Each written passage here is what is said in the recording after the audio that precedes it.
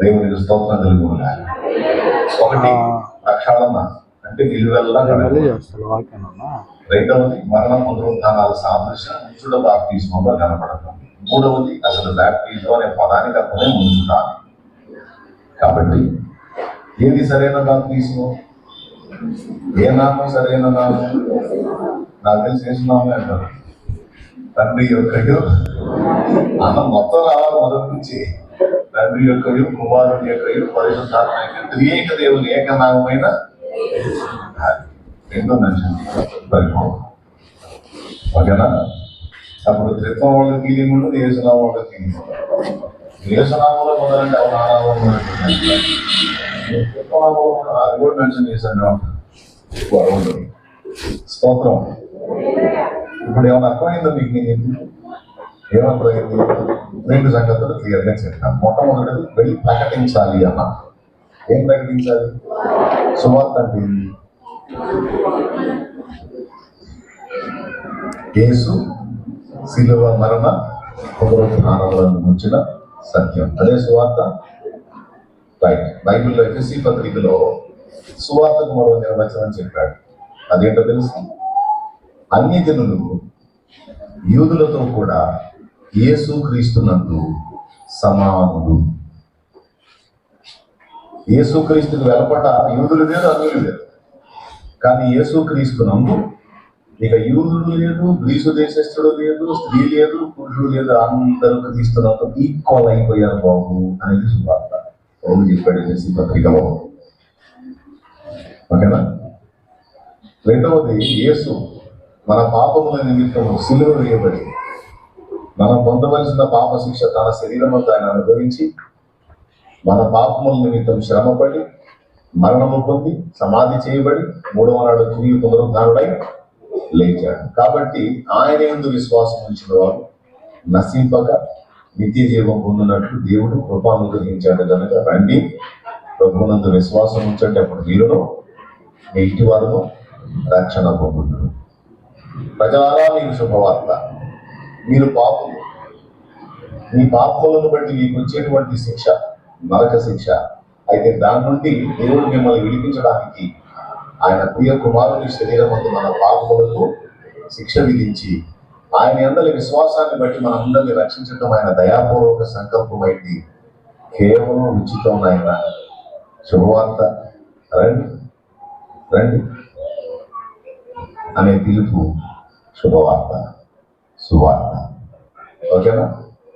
ఈ సువార్త ఎవరు ప్రకటించాలి? యేసు క్రీస్తునందు విశ్వాసం ఉంచిన ప్రతి ఒక్కరూ ప్రకటించాలి.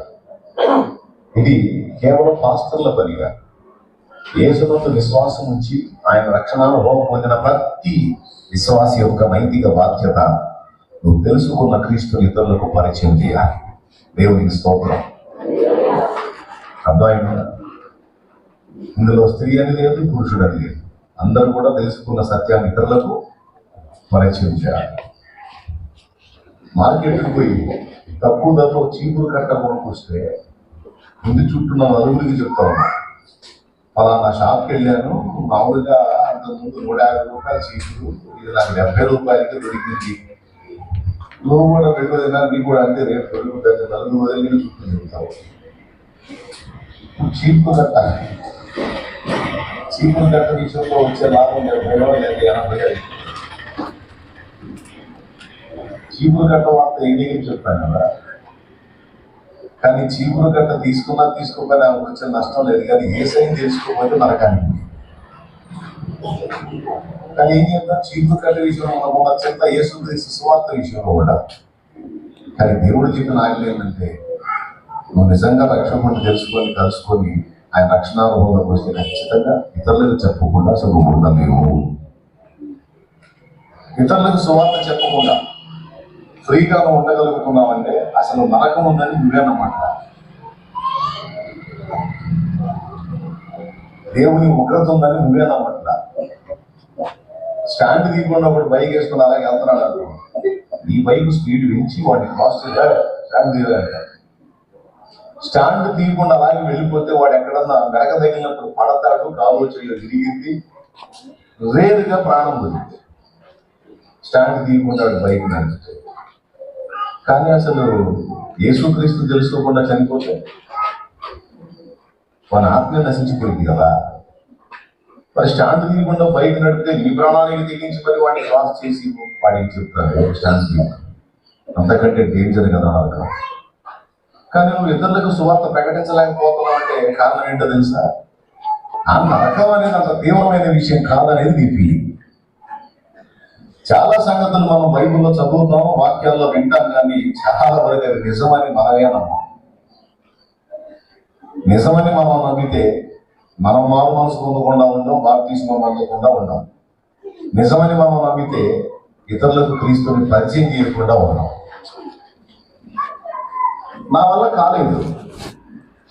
నేను యేసుప్రభువుని నమ్ముకున్నాను, ఇలాగే విశ్వాసంగా కూర్చున్నాను, ఒక సంఘంలో ఆత్మీయ ఎదుగుతున్నాను, వాక్యం చదువుతున్నాను. నరకం ఉండాలి, అది నిజం. లేకపోతే ఆయనకి పిచ్చి పెట్టే వచ్చి ఒళ్ళంతా పచ్చడి చేసుకున్నాడు.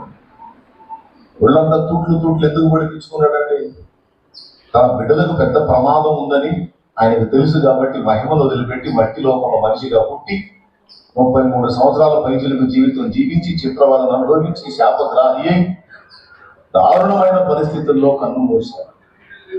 ఎంత డేంజర్ ఉంటే మనకు అంత పని చేశాడా? ఆయన టైంపాస్ కోసం చేశాడా? లేకపోతే ఒక మెంటలోడా పిచ్చెక్కి చేశాడా? ఎంత డేంజర్ బిడ్డలకు కాచుకొని ఉంటే దాన్ని తప్పించడానికి అంత పని చేశాడు. ప్రమాదం ఉంది. తొందరగా మారు మనసు పొందండి, ఆయన రక్తంలో పాపాలను పట్టుకోండి అంటే కొంతమంది వెటకారాలు చేస్తారు. చూద్దాంలే, తీసుకుందాంలే, మారదాంలే. తీరా నువ్వు మారబోయేటప్పటికి ఊపిరేపోవచ్చు. ఛాన్స్ ఇవ్వకపోతే దేవుడు తప్పు, ఛాన్స్ ఇచ్చినా వినియోగించకపోతే మనిషి తప్పు. అవునా?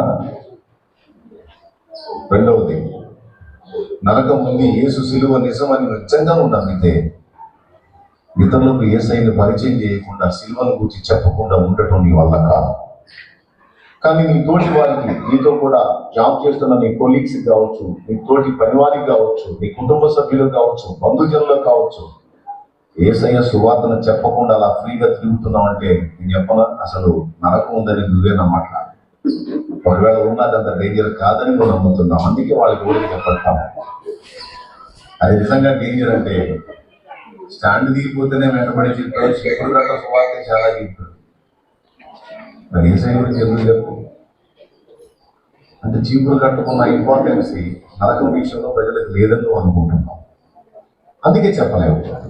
ఓకే, ఇక్కడ కూర్చున్న మీ అందరికి కూడా ఒకే టైపు మైండ్ సెట్ ఉండకపోవచ్చు. కొంతమందికి నేను చెప్పే మాటలు ఇంట్రెస్ట్ ఉండొచ్చు, కొంతమందికి ఉండకపోవచ్చు. కానీ ఇంట్రెస్ట్గా తీసుకునే వాళ్ళ కోసం నేను వచ్చాను, వారికి చెప్పడానికి ఇష్టపడుతున్నాను.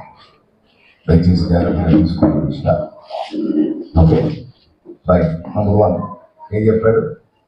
ప్రకటించండి. నంబర్ 2 బాప్తిజం. నంబర్ 3 గైకొనవలనని ఏ సంగతులు నేను మీకు బోధించుతున్నా వాటిని గైకొనున్నట్లు వాళ్ళకి మీరు బోధించండి అన్నాడు. ఇది 3వ పని. ఒక స్థానిక సంఘంలో ఒక దైవజనుడు, ఒక కాపరి అనే వాడికి దేవుడిచ్చిన నైతిక బాధ్యతలు: 1 ప్రకటించుట, 2 బాప్తిస్మం ఇచ్చుట. బాప్తిస్మం పొంది సంఘంలోనికి చేర్చబడిన వారికి యేసయ్య చెప్పినటువంటి విషయాలను బోధించి వారి పరిపూర్ణతలోనికి నడిపించుట.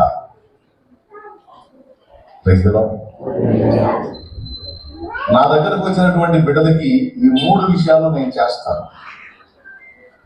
ప్రతి ఆదివారం ఏదో ఒక కోణంలో యేసుక్రీస్తు యొక్క సువార్త సత్యం ప్రజలకు అందేటట్టు బోధిస్తాను. ఒకవేళ ఆ టాపిక్ రాదు అనుకుంటే పుస్తకం ద్వారా అయినా సరే కొత్త ఆత్మలకి క్రీస్తుని పరిచయం చేయటం మాత్రం పక్కా జరిగింది. మీరు లైవ్ లో చూస్తుండొచ్చు. ఆదివారం ఆరాధన మీరు చూస్తే ఒక టైం ఉంటుంది, నూతనంగా వచ్చిన వాళ్ళని నిలబెట్టి వాళ్ళకి పుస్తకాలు అందించడం జరిగింది. ఎందుకో తెలుసా? కొత్తగా వచ్చిన వారు రక్షణ పొందారో పొందలేదు, యేసయ్య గురించి తెలుసో లేదు, మరి వాళ్ళ గురించి నేను వారం సువార్త చెప్తే మరి సంఘానికి అవసరమైన బోధ ఉండదుగా. అందుకని క్లుప్తంగా యేసుక్రీస్తు సువార్త ఏదో ఒక టైంలో అందించి, ఒకవేళ అట్లా ఏమన్నా వాళ్ళ క్లారిటీ లేకపోతే ఈ పుస్తకం ద్వారానైనా సరే వాళ్ళు పూర్తిగా తెలుసుకుంటారని సత్య దర్శనం అనే ఒక బుక్ సంపూర్ణ సువార్తను ప్రింట్ చేసి ప్రజలకు అందుబాటులోకి తీసుకెళ్ళారు. ఇక్కడ ప్రతి ఆదివారం సువార్త ప్రకటించబడుతుంది. Point number 1. నెంబర్ 2, ప్రతి ఆదివారం అనౌన్స్ ఇస్తాను. మారు మనసు పొంది పాప క్షమాపణ నిమిత్తం బాప్తిస్మం పొందబోయేవారు ముందుకు రండి, తప్పకుండా నేను మిమ్మల్ని బాప్తిస్మం నడిపిస్తానని పిలుపునిస్తాను. ఎవ్రీ వీక్ ఉంటుంది. అండ్ రేపు చివరి బుధవారం, ఈ నెలలో చివరి బుధవారం, ప్రతి నెల చివరి బుధవారం బాప్తిస్మం. దేవుని మహాకృపను బట్టి ప్రతి నెలలోనూ కనీసం 200 పైచిలకు ఆత్మ లక్ష్యంలోకి వస్తూ ఉంటారు.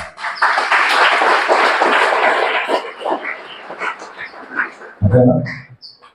3వది, సువార్త ప్రకటించడం, ఆత్మలను బాప్తిస్మంలోకి నడిపించడమే కాకుండా 3వ మాట ఏంటి? ఏ సంగతులు గైకొన వల్ల నేను బోధించాలని బోధించండి అని చెప్పాడు కదా, అవి బోధించి ఆత్మీయ బిడ్డల్ని పరిపూర్ణతలోకి నడిపించడానికి ప్రయాసపడతారు. దాని ఫలితంగానే కొంతమంది దైవజనులుగా రూపాంతరం చెందారు. ఒకప్పుడు ఏమీ తెలియని సామాన్య విశ్వాసుల్లాగా మీలాగా వచ్చి కూర్చున్నటువంటి బిడ్డలు ఈరోజు దైవజనులై ఆయా ప్రాంతాల్లోకి వెళ్ళి యేసుక్రీస్తుని ప్రకటించి సంఘాలు కట్టి సేవ చేస్తున్నారు. అందులో భాగంగానే ప్రభు కుమార్ అనే తమ్ముడు ఇక్కడికి వచ్చాడు.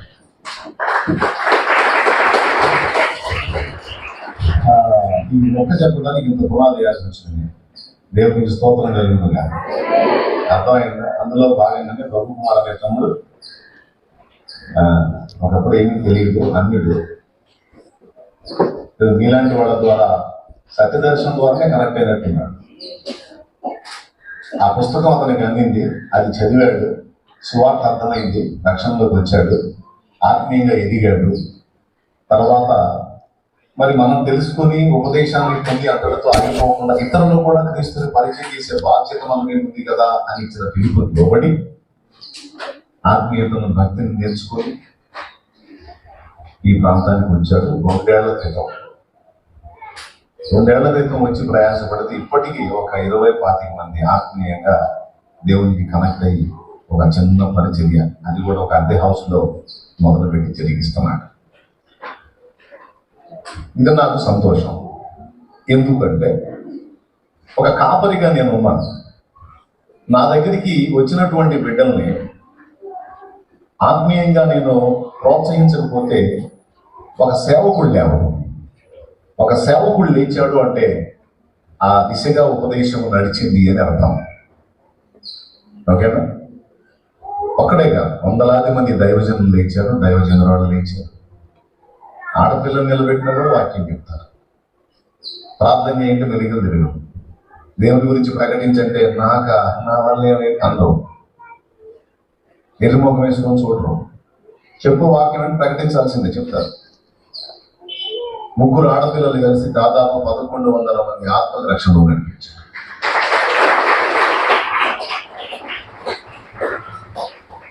డెబ్బై 75 సంవత్సరాల ముసలివాడు దాదాపు 200 కంటే ఎక్కువ మంది ఆత్మల రక్షణలో నడిపించాడు. 75 ఏళ్ల ముసలివాడు. 55-56 సంవత్సరాల వయసు ఉన్న తల్లి, ఆమె భర్త, ఆయనకి 60 ఏళ్ళు ఉంటాయి. ఇద్దరు కలిసి 51 ఆత్మల రక్షణలో నడిపించారు.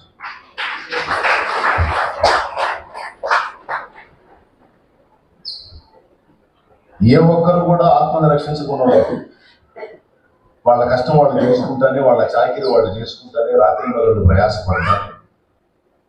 మళ్ళా దేవుని పనిలో నాకు సహకారులుగా ప్రతి ఆదివారం దాదాపు 2000 మంది కంటే ఎక్కువ మంది పరిచారకులు ఆ గ్యాదర్ అయ్యే వాళ్ళందరికీ పరిచయం చేస్తారు. ఆ పరిచారకుల సంఖ్య ఇంచుమించు 2000 కంటే ఎక్కువ మంది ఉంటారు.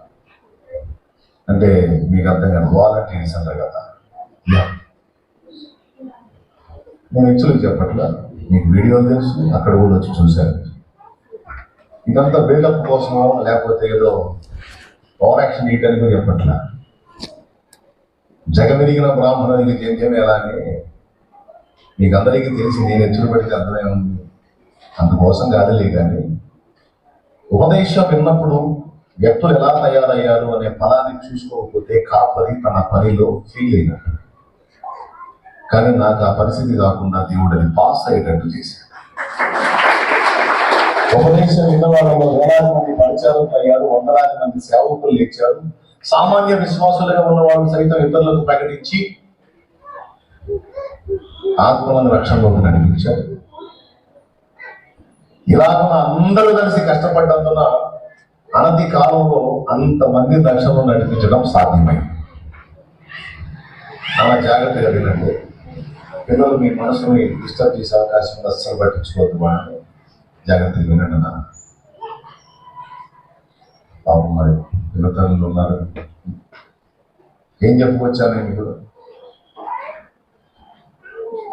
బాయ్ చెప్పింది బాయ్. ఏం చెప్పాను? ఒక కాపరి యొక్క బాధ్యత ఏంటంటే ఒక సంఘం కట్టి ఒక పరిచర్య మొదలు పెట్టినప్పుడు ఒక లక్ష్యం ఇస్తాడు. దేవుడు ఏమీ తెలియని వాళ్ళని మీ దగ్గరికి నడిపిస్తా. కొన్ని సంవత్సరాలు గడిచేసరికి వాడు నీలాంటి వాడు, ఆమె నీలాంటిదై ఉండాలి. ఒక ఆర్డినరీ పర్సన్స్ గా ఏమి తెలియని వ్యక్తులుగా వాడు వదలడానికి లేదు. వాళ్ళని పరిపూర్ణం చేయాలి. నిన్న ఒక పాత్రగా సిద్ధపరిచాను కదా, నీలాగా వాళ్ళని తీర్చిదిద్దా, ఇది నీ బాధ్యత అని ఒక కాపరికి దేవుడు మందన పలికి. కాపరి ఆ గురి, ఆ దర్శనం కలిగి పనిచేయాలి. అప్పుడు కొన్ని సంవత్సరాలకి నేను చెప్పిన ఫలం అనేది ప్రతి కాపరి చూస్తాడు. అయితే చాలా మంది ఆ దర్శనాన్ని ఆ గురిని వదిలేశారు. అందువల్ల సంఘాలైతే కుప్పలు తెప్పలుగా ఉన్నాయి, కానీ సరైనటువంటి పాత్రలు రెడీ అవ్వటం కానీ, సువార్త విస్తరణ జరగటం కానీ, ఎక్కువ సంఖ్యలో ఆత్మ రక్షణ కార్యం కానీ జరగట్లేదు. దీనికి కారణం ఏంటి? ఇప్పుడు మన బాధ్యత ఏంటి అనే దాన్ని ఒక్కదాన్ని పరిశీలన చేసుకొని మనం ముగించుకుందాం. దేవునికి స్తోత్రం. ఇప్పుడు నంద్యాల కావచ్చు, లేకపోతే నరసరావుపేట కావచ్చు, చిలకూరుపేట కావచ్చు, గుంటూరు కావచ్చు, లేదా ఒంగోలు కావచ్చు, వినుకొండ కావచ్చు, చాలా ఊళ్ళు ఇక్కడ చుట్టుపక్కల చర్చీలు లేవా? సంఘాలు లేవా? సేవకులు లేరా? ఉన్నప్పుడు నేను ఎందుకు చేయాలి? ఒక ప్రశ్న. నంద్యాలలో మస్తు చర్చిలు ఉన్నాయి, మస్తు సంఘాలు ఉన్నాయి. మరి సెల్ ఫోన్లో హల్చల్ చేసేటువంటి పాస్టర్ అయ్య గారు కూడా ఉన్నారు. మంచి మంది పరిస్థితి. ఇంకా శాలేం అనేవాడు అవసరమైనా? ఎందుకు అవసరం? తండ్రి సన్నిధి పరిచర్య ఎందుకు అవసరం? అసలు పరిచర్య విలువలేంటి? ఇది ఒక్కటి మీతో పంచుకోవాలని నేను ఆశపడ్డాను. బేసిక్ దాని క్లారిటీ ఇచ్చి ముగిస్తాను.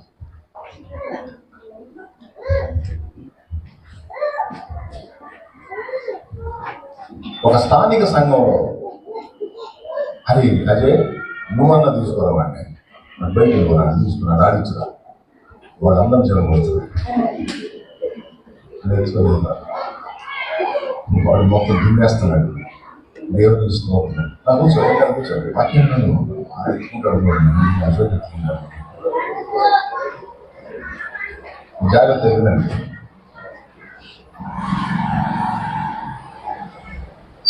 మ్యాటర్ అంత సీరియస్ అయితే వాడిని ఆ బయటికి పంపించడం అర్థం చేసుకుంటాను. ఒక హాఫ్ అన్ అవర్ 30 గంట అయితే నేను ఉండమన్నా నేను ఉండను చెప్పు. మళ్ళీ ఎప్పుడు కలుస్తామో నాకు అది. అందుకే ముందు నుంచి చెప్తున్నా, జాగ్రత్తగా వినండి, జాగ్రత్తగా వినండి ప్లీజ్. మళ్ళీ ఈ విషయాలు మీకు అదంతే, దేవుడు నన్ను అట్లా ప్రిపేర్ చేశాడు. అందుకే నేను మీ ముందు వాటితో ఈ విషయాలు చెప్తున్నాను. కాబట్టి దయచేసి సర్లేదు. బైబిల్ గ్రంథంలో ప్రతి స్థానిక సంఘంలో 4 విషయాలు జరగాలి. బాగా వినండి. పౌలు తన పత్రికల్లో రాస్తూ దేవుని సంఘము ఎలా ఉండాలో చెప్పాడు. తిమోతికి రాసినటువంటి పత్రిక ఒక్కసారి తీయండి. బైబిల్ తిమోతికి రాసినటువంటి మొదటి పత్రిక 3వ అధ్యాయం 15వ వచనం ఉన్నాయన. నేను ఆలస్యము చేసిన ఎడల దేవుని మందిరములో అనగా జీవము గల దేవుని సంఘములో జనులను ప్రవర్తింపవలెను. అది నీకు తెలియవలని ఈ సంగతిలో నీకు రాయించున్నాను. ఆ సంఘము సత్యమునకు స్తంభమును ఆధారమునై ఉన్నది. చాలా దేవునికి స్తోత్రం కలుగునుగా. హల్లెలూయా. రైట్. సంఘము, దేవుని సంఘము ఎలా ఉండాలి అంటే సత్యమునకు స్తంభము ఆధారమై ఉండాలి. ఒక కాపరి అనేవాడు ఖచ్చితంగా చిత్తశుద్ధి కలిగి ఒక ఆలోచన చేయాలి. ఏంటంటే ఒక సంఘాన్ని దేవుడు నాకు అప్పగిస్తే ఆ సంఘాన్ని నేను సత్యములోనే నడిపించాలి, దుర్బోధలోకి తీసుకెళ్ళకూడదు అనే ఆలోచన ఒక కాపరి అనేవాడికి ఉండాలి. ఈరోజు సంఘము ప్రాముఖ్యమైన 4 విషయాల్లో దారి తప్పిన పరిస్థితుల్లో మనకు కనబడతాం. దేవుడు ఏవి కీలకంగా చెప్పాడో 4 విషయాల్లో ఈరోజు చాలా సంఘాలు వెనకబడి ఉన్నాయి. అందులో మొట్టమొదటిది సత్యాన్ని కూర్చున్న ఆసక్తి లేదా సత్య విషయమైన రోషం. మొట్టమొదటి సంగతి, ఒకప్పుడు మనం జీవం గల దేవుడిని ఎరగని స్థితిలో వ్యర్థారాధనలో బతికాం. మరి ఇప్పుడు యేసు ప్రభు దగ్గరికి ఎందుకు వచ్చాం? ఏ కారణాన్ని బట్టి వచ్చామంటే అది సత్యం కాదు, యేసు ప్రభు సత్యం అని, సత్యం అనే బేసిక్ పాయింట్ మీద మనం ఇటు కనబడతాయి. అనే కదా, సత్యం మనకి ఇంపార్టెంట్ కాకపోతే అందులోనే కూర్చునే వాళ్ళం. మనకి యేసు ప్రభు ఎందుకు? అదే మనం గతంలో చేసింది గుడ్డి భక్తిగా, అది సరైన భక్తి కాదు, అది క్రమం కాదు, అందులో పాపక్షమాపణ కలగదు, అందులో ఆత్మరక్షణ లేదు, అది మాదిరి కాదు, అందులో క్రమం లేదు, అదంతా సత్యం అనుకుని భ్రమపడ్డాం. కానీ అసత్యము, అసలైన సత్యము యేసేనని సత్యం అనే పాయింట్ మీద మనం యేసే వైపు వచ్చాం. ఎంతమంది ఒప్పుకుంటారు? సత్యం మనకి కీలకం కాకపోతే, సత్యం మనకి ఇంపార్టెంట్ కాకపోతే మనం అందులోనే కూర్చునేది, అవునా? కానీ అందులో లేనిది క్రీస్తులో ఉన్నదేంటి? మీరు అనవచ్చు యేసయ్య అద్భుతాలు చేస్తాడు, గొడవ దగ్గర కూడా అద్భుతాలు జరుగుతుంది, దాన్ని చూపిస్తా గొప్ప దెబ్బలు. ఇందులో ఆర్థికంగా దేవుడు దీవిస్తున్నాడు, మనకంటే డబుల్ దీవించబడతాడు, దాన్ని చూపిస్తా. యేసు ప్రభు దగ్గర నీతి బోధం ఉంది, ఎంత మించిన నీతి బోధం వస్తుంది అక్కడ, దాన్ని చూపిస్తా. మహాత్మా గాంధీతో సహా సూపర్ బోధలు చేశాడు. లేదా బోధన నీతి బోధం నువ్వు బైబుల్లో చూపించి నీతి బోధ అంటే అంతర్మించిన నీతి బోధ అక్కడ కూడా, నువ్వు బైబుల్లో చూపించి అద్భుతాలంటే అంతర్మించిన అద్భుతాలు అక్కడ కూడా, ఆ బైబుల్ ఆర్థిక పరమైన ఆశీర్వాదం అంటే అంతర్మించిన ఆశీర్వాదం వాళ్ళకు కూడా. మరి లోకంలో దొరకంది బైబుల్లో దొరికింది ఏంటంటే సిలువ. ఏంటి సిలువ? సిలువ సువార్త సత్యం, అదొక్కటి అందులో లేదు. ఇక అన్నీ ఉన్నాయి. నీతి బోధం మామూలుగా చేస్తారండి. అయ్యో మొదలు పెడితే మనం కూడా నోరు తెలిసినాల్సిందే. అంత చమత్కారంగా, అంత లహానగా, అంత తీయగా ఆ చాతుర్యంతో సూపర్ వెళ్తారు. మనకన్నా బాగా మాట్లాడతారు, మనకన్నా అద్భుతాల గురించి ప్రచారం చేస్తారు, అన్నీ ఉంటాయి. కానీ అక్కడ లేనిది ఇక్కడ ఉన్నది ఏమో తెలుసా? సిలువ. మానవ జాతి పాపం నుంచి బయటపడే మార్గం వారు చూపలేకపోయారు బైబిల్ నుంచి.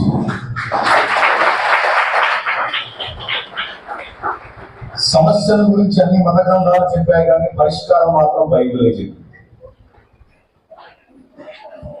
భవిష్య పురాణం,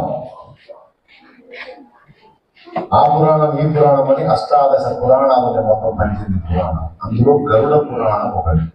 ఏం పురాణం? గరుడ పురాణం ఒకటి. గరుడ పురాణం ఏం చెప్పడం?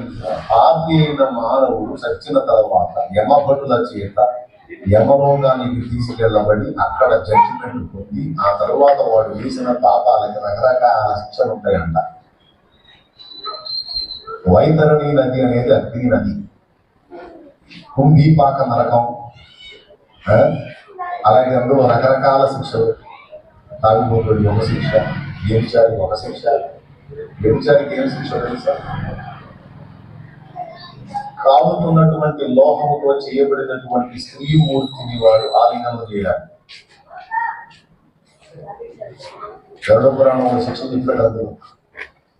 స్త్రీమూర్తి విగ్రహం ఉంటుంది కదా, ఎందుకంటే వ్యభిచారాకాంక్ష కలిగినోడు కనుక వీడికి శిక్ష అది ఏంటంటే, ఒక స్త్రీమూర్తి కంసు విగ్రహం ఉంటుంది, అది కాలి ఎర్రగా నిప్పుగా ఉంటుంది. వీడు పోయి ఆ నిప్పుగా ఉన్నటువంటి స్త్రీమూర్తి విగ్రహాన్ని హక్ చేసుకోవాలి, వదలకూడదు, అంతే ఉంటుంది. అప్పుడు ఏమైంది వాడికి, ఎలా ఉందిరా, ఎలా ఉంది, వ్యభిచారం అన్నా కదా, ఇప్పుడు చేయరా అంటారట అమ్మబొట్టుడు. అర్థమైందా? ఇట్లాగా ఎవడెవడు ఏమేమి పాపాలు చేశాడో ఆ చేసిన పాపాలన్నిటికీ రకరకాల శిక్షలని మాట్లాడాడు. ఫైనల్ గా నరకం ఉంది అన్న సంగతి భవిష్య పురాణం చెప్పింది, నరకం ఉందన్న సంగతి ఖురాన్ షరీఫ్ చెప్పింది, నరకం ఉందన్న సంగతి బైబిల్ కూడా చెప్పింది.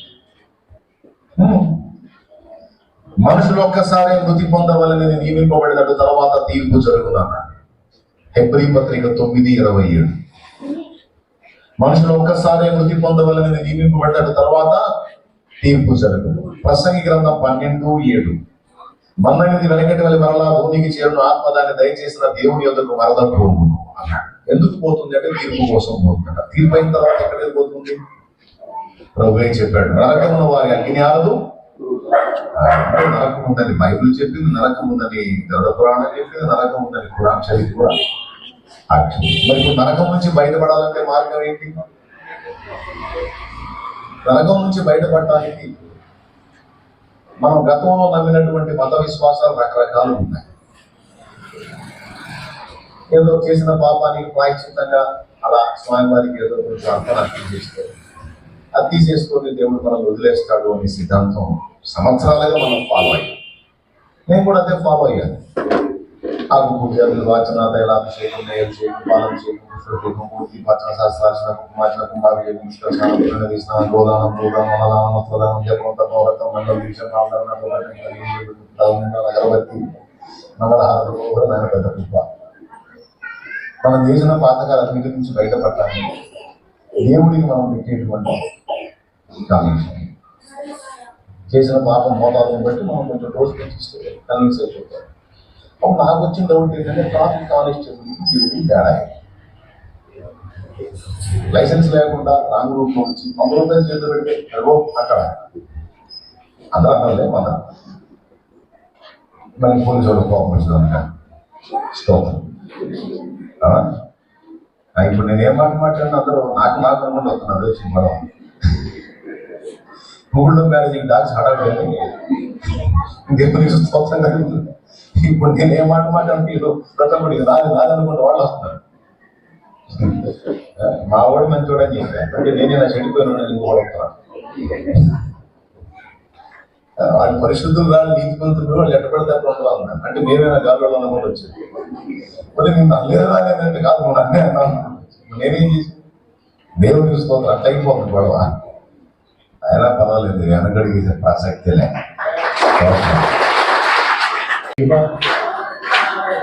దేవుడికి మనలో ఉన్న శ్వాస ఎవరు? అందుకే బైబిల్ అంది మన ఆత్మలకు తండ్రి అని. స్తోత్రం. మన ఆత్మలకు మూలం ఎవరు? ఇప్పుడు ఆయనకి మనకు అనుబంధం ఉందా లేదా? జన్మనిచ్చిన తల్లిదండ్రులకు మనకు ఎలాంటి రిలేషన్ ఉందో అందుకు మించిన రిలేషన్ ఆత్మను బట్టి ప్రభువుకి మనము. కాబట్టి బిడ్డలు మనం తండ్రి ఆయన. అందుకే బిడ్డలు చేసేటప్పటికి తండ్రి అమౌంట్ వచ్చి కట్టి అటు న్యాయాన్ని గౌరవించి ఇటు పాపిని ప్రేమించి న్యాయం ప్రకారం శిక్ష తాము మోసి పాపికి రక్షణ ప్రసాదించి మార్చుకొని ఎదురైనా మంచిగా బతకరా అన్న అవకాశం ఏసయించాడు. ఇంత క్లారిటీ మనకు అందులో ఉందా? మరి ఏ విశ్వాసం అయినా ఉందా? ఉంటే మనం ఇటెందుకు రావాలి? సత్యం విషయంలో ఈ స్పష్టత అందులో లేనందున నిర్మోహమాటంగా దాన్ని వదిలేసి ఇటు కాల్సి వచ్చింది. అయితే మోహం మాట్లాడాలి. స్తోత్రం. అండ్ యేసు ప్రభు కూడా స్పష్టంగా చెప్పాడు, నేనే మార్గమును సత్యమును. నేను మార్గమును అన్నా, నేను మార్గమును. నేను కూడా మార్గాన్ని అంటే గుంపులో ఒకళ్ళని అర్థం. నేనే అంటే ఇంకొకళ్ళు లేడని అర్థం. అందుకే కొంతమందికి నచ్చవు. అక్కడే మొహం అంటుందంట. నేనే ఆయనే అంటే ఇంక మిగిలిన వాళ్ళందరూ వేస్ట్. నాకేం తెలుసు వేస్ట్ కాదు, నువ్వు చూసుకో. ఈయన నేనే అన్నాడంటే దానికి సరిపోయినటువంటి పని చేసి చూపించాడు ఆయన. మరి మిగిలిన వాళ్ళు ఎవరు చూపించాడు? ఏం చేశాడు? మిగిలిన విశ్వాసాల్లో లేనిది, బైబిల్లో మాత్రమే, క్రీస్తులో మాత్రమే ఉన్నది ఏంటంటే పాపానికి శిక్ష, పాపికి రక్షణ, ఈ రెండు జరిగించడానికి దేవుడు ప్రాణం పెట్టడం అనే విషయము మిగిలిన విషయాలన్నిటికీ మించిన అంశము. అద్భుతాలు జరగవచ్చు, నీతి బోధలు ఉండొచ్చు, ఆర్థికమైన దీవెనలు లభించవచ్చు, కానీ ఇవన్నీ బతికున్నంత వరకు సత్యాక నరకం. దాని సంగతి మొదలు అని చేతులు ఎత్తిస్తే మరి అది ఇంపార్టెంట్ కదా. ఇక్కడ బాధల కష్టాలు కన్నీళ్ళు ఏముంది? మహా బతికితే 70, ఇంకా బతికితే 80, ఇంకా బలం ఉంటే 90, ఇంకా బలం ఉంటే 100. ఆ తర్వాత 100 దాటినా కానీ తప్పదు కదా 100. స్తోత్రం. అవునా? కాబట్టి ఇక్కడ 100 రోజులు 100 సంవత్సరాల భోగం చూసుకుంటే శాశ్వత జీవం అది కదా, దానికి కదా ప్రిపేర్ అవ్వాలి. కాబట్టి అది అర్థం కాని వాళ్ళు అక్కడే కూర్చున్నారు, అర్థమైన వాళ్ళు.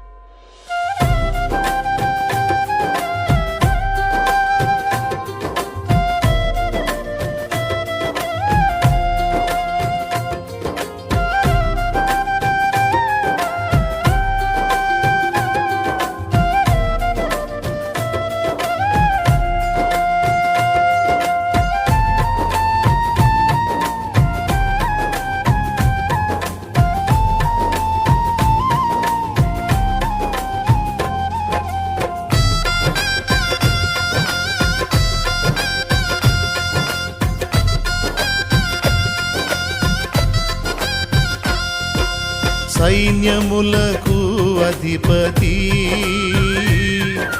నీకేగా నా స్తుతి. నా సైన్యములకు అధిపతి నీకేగా నా స్తుతి. ప్రియమైన దేవా యేసయ్యా నీకే నా స్తోత్రము. ఘనమైన రాజా యేసయ్యా నీకే నా వందనం. ప్రియమైన దేవా యేసయ్యా నీకే నా స్తోత్రము. ఘనమైన రాజా యేసయ్యా నీకే నా వందనం. నీకే నా స్తోత్రము, నీకే నా వందనం. నీ వాక్యమే ఇలా నా జ్ఞానము, నీ రక్తమే ఇలా నా జీవము. నీ వాక్యమే ఇలా నా జ్ఞానము, నీ రక్తమే ఇలా నా జీవము. ప్రియమైన దేవా యేసయ్యా నీకే నా స్తోత్రము. ఘనమైన రాజా యేసయ్యా నీకే నా వందనం.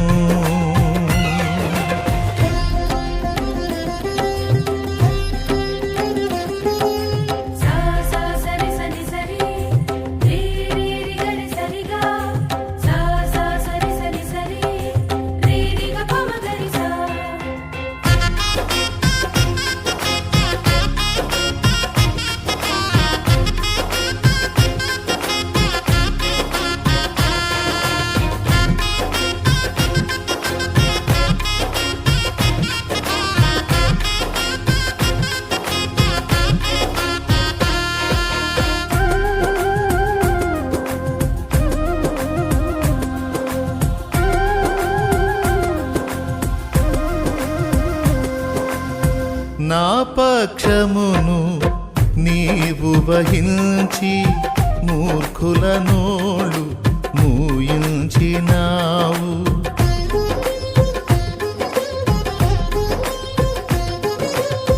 నా పక్షమును నీవు వహించి మూర్ఖుల నోళ్ళు మూయించినావు.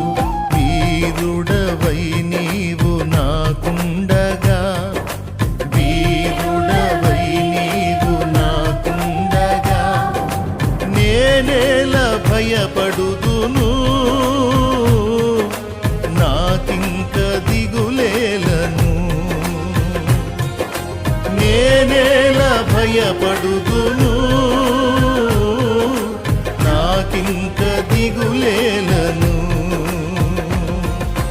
సైన్యములకు అధిపతి నీకేగా నా స్తుతి. నా సైన్యములకు అధిపతి